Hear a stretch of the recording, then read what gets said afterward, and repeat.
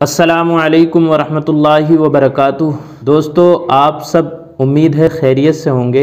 आज हम बात करेंगे उन लफ्ज़ों के बारे में जो अरबी ज़ुबान में इस्तेमाल होते हैं, उनकी कितनी किस्में होती हैं और उनकी तारीफ़ क्या क्या है।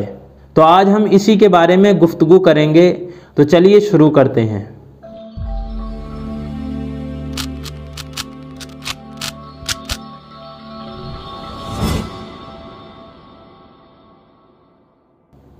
साहिब किताब कहते हैं, फ़स्ल बिदा के लफ्ज़ मुस्तामल दर सुखन अरब बर दो किस्मस्त, मुफरद और मुरक्कब। यानी फ़स्ल के माना है जुदा करना, यानी एक बात पूरी हो चुकी है, अब यहाँ से दूसरी बात शुरू होगी, इसलिए यहाँ पर फ़स्ल का इस्तेमाल हुआ है। आगे कहते हैं, बिदा के लफ्ज़ मुस्तामल दर सुखन अरब बर दो किस्मत।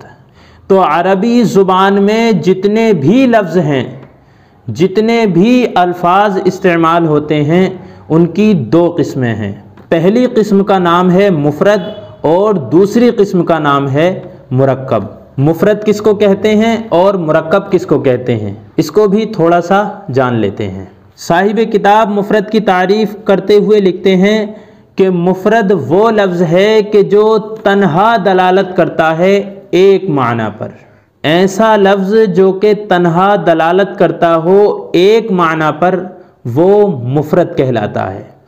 अब यहाँ पर ये बात कह रहे हैं कि वो मुफरद तो है, लेकिन उसका एक नाम और भी है, और वो नाम ये है कि उसको कलमा भी कहते हैं।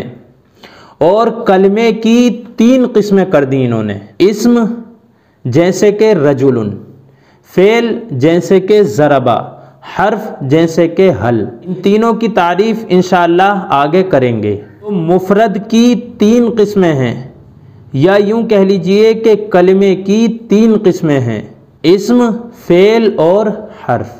यहाँ तक बात मुफरद की पूरी हो गई। यानी मुफरद वो लफ्ज़ है कि जो तन्हा दलालत करता है एक माना पर, उसको कलिमा भी कहते हैं।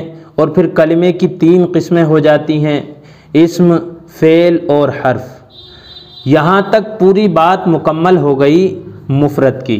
अब यहाँ से आगे बात करते हैं मुरक्कब की। मुरक्कब किसको कहते हैं, मुरक्कब की तारीफ़ क्या है, इसके बारे में।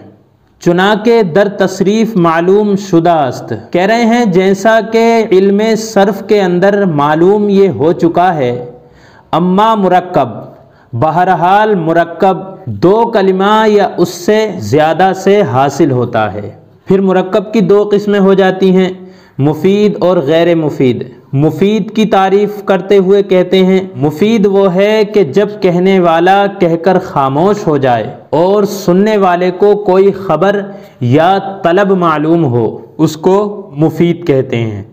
और मुफीद को दो नामों से और जाना जाता है, एक ये कि उसको जुमला भी कहते हैं, और दूसरा ये कि उसको कलाम भी कहते हैं। और फिर कलाम की यहाँ पर दो किस्में कर देते हैं। तो उम्मीद है आप समझ गए होंगे कि अरबी ज़ुबान में जो लफ्ज़ इस्तेमाल होते हैं वो दो किस्म पर हैं, मुफरद और मुरक्कब। मुफरद वो लफ्ज़ होता है कि जो तन्हा दलालत करता है एक माना पर, फिर उसको कलिमा भी कहते हैं। कलिमे की तीन किस्में हो जाती हैं, इस्म, फ़ेल और हर्फ। और मुरक्कब वो होता है कि जो दो कलिमे या उससे ज़्यादा से हासिल हुआ हो, और फिर उसकी दो किस्में हो जाती हैं, मुफीद और गैर मुफीद। और मुफीद वो कहलाता है कि जब कहने वाला कहकर खामोश हो जाए और सुनने वाले को कोई ख़बर या तलब मालूम हो।